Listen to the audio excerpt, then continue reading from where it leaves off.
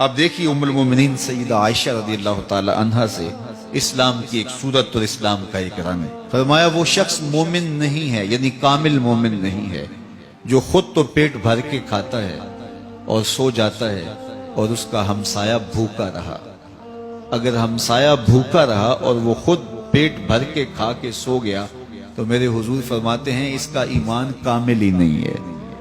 تو مومن کی ذمہ داری ہے کہ وہ اپنے اطراف پہ نظر رکھے.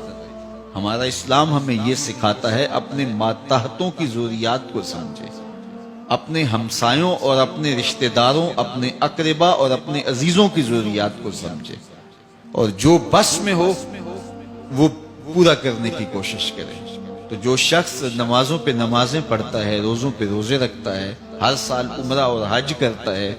لیکن اس کے رشتہ دار بھوک میں تڑپتے رہتے ہیں، اس کے ہمسایوں کے یہاں کھانے کے لیے نان شبینہ بھی میسر نہیں ہے، تو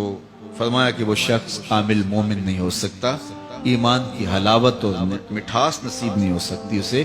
جو رات پیٹ بھر کے گزارے اور اس کا ہمسایہ جو ہے وہ بھوک میں تڑپ رہا ہو. تو ہمیں جو صورت دی گئی، اسلام کا